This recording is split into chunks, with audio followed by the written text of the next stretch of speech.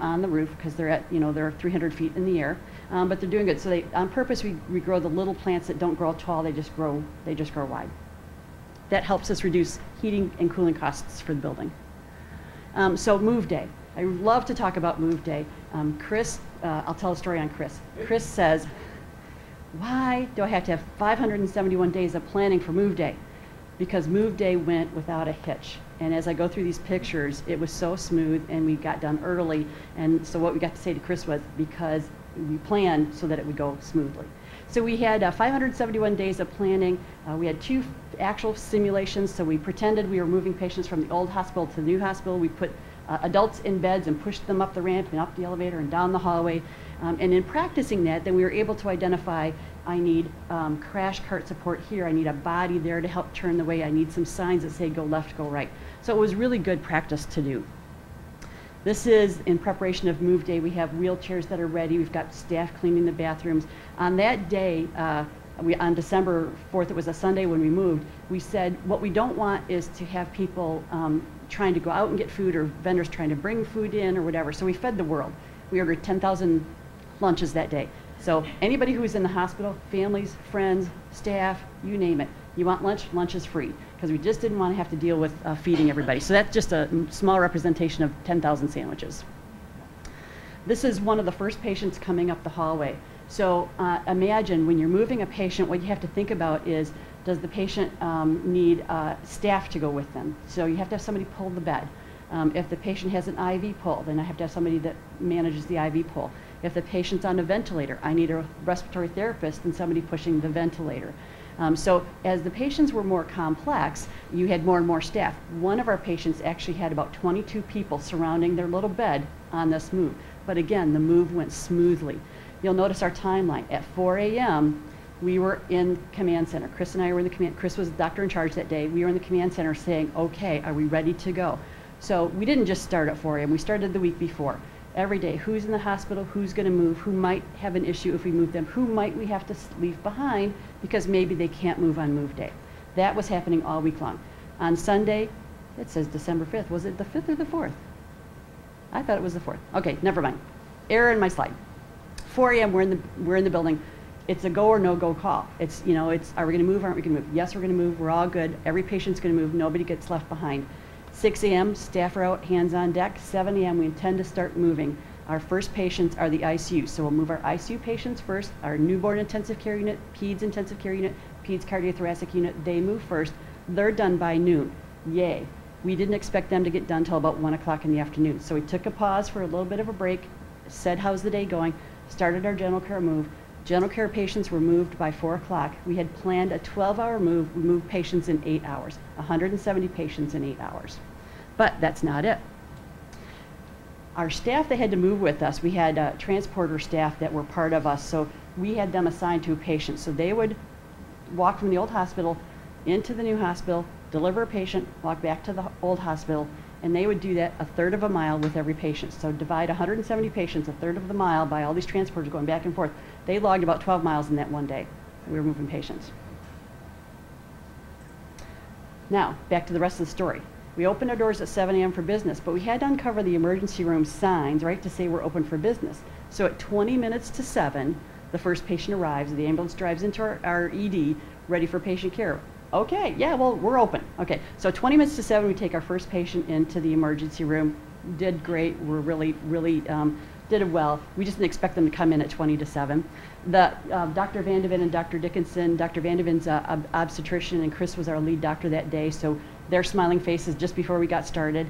And then down below you'll see, this is in the ICU, so this is the staff and the nurse manager is going, are we ready to go? What they had to do was put their patients in order. They had 15 patients on this unit, which patients going first, second, third, fourth, fifth. Again, we didn't do this just on that one day, we started the week before, but this is the actual on-move day, what was happening.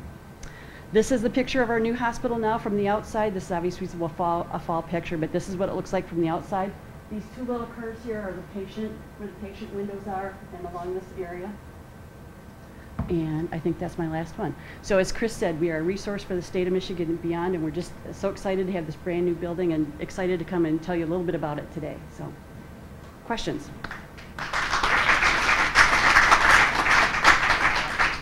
What happened to the old building? The old building is actually still there, and we're going to renovate it and create an adult hospital bed, so it'll be focused on neuroscience patients, neurology patients.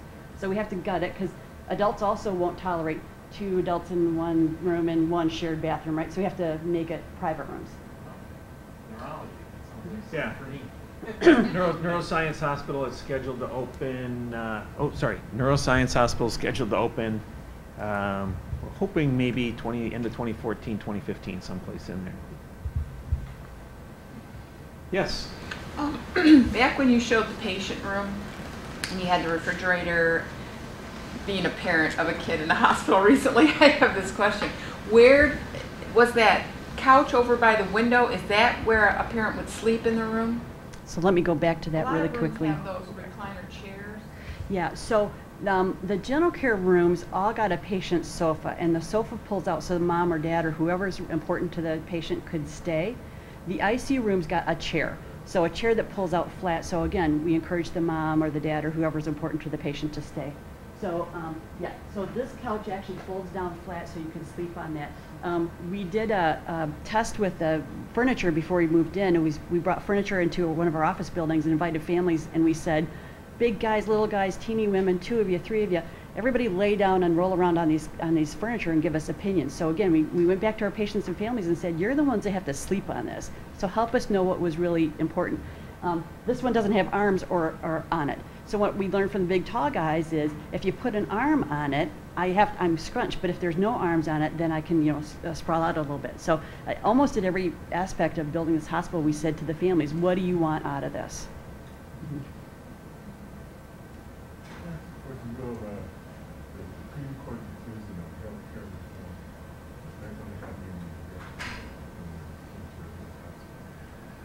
Yeah, the question was whether or not the Supreme Court decision was going to have any effect on the hospital. Yes, I mean, the Affordable Care Act will change in terms of how we do business. The Accountable Care Organization piece, which is looking at how do we manage groups of patients, how well do we do that, how do we reduce costs. Now, in pediatrics, we're somewhat already ahead of that game. You heard from Brian earlier. The notion of creating a medical home. For these kids who have these chronic illnesses that may be in and out of the hospital, the goal obviously is to avoid getting them into the hospital. And for us, that wasn't necessarily just about reducing costs. It was about no kid wants to be in the hospital, right? So you would work really hard at that. And for us to send some child back to, don't mean anything bad, but to Alpena with lots of medical issues, when there aren't a lot of medical specialists there to support them, is difficult. So we've had to figure out ways to do that for years. And we've done that. The other part of the Affordable Care Act is obviously is covering the uninsured, and that is not as much of an issue in pediatrics because the Medicaid program in large part supports all the kids who might be uninsured. And that's huge, so that these kids can all get care.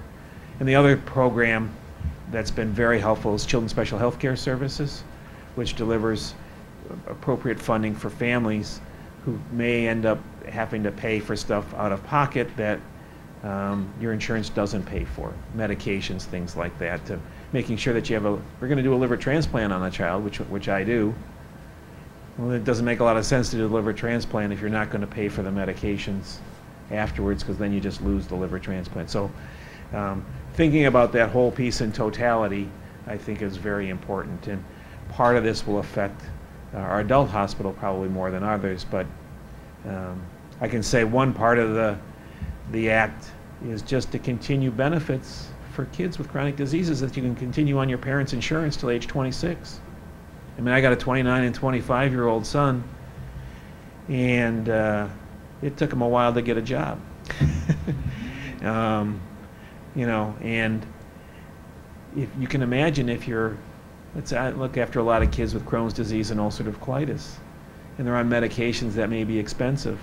They get to be 18, 19, 20. I usually follow them till they get ready to become adults, and I tell my sons, for boys, that doesn't happen to age 25, and they get a brain and start thinking. With all due respect to our younger girls, are earlier 23.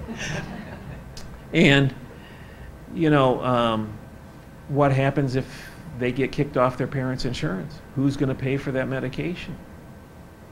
We know, for instance, in our liver transplant program, when are you most likely to die?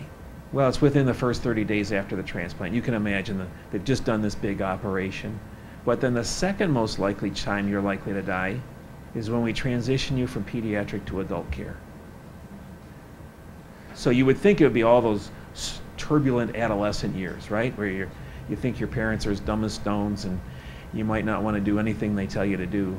But it's actually that transition from pediatric to adult care. And part of that has to do with whether or not you can get your meds. Yeah. So what do they do differently with the kids than they do with the adults? If the next best time for them to die is when they move to adult care, it doesn't sound good.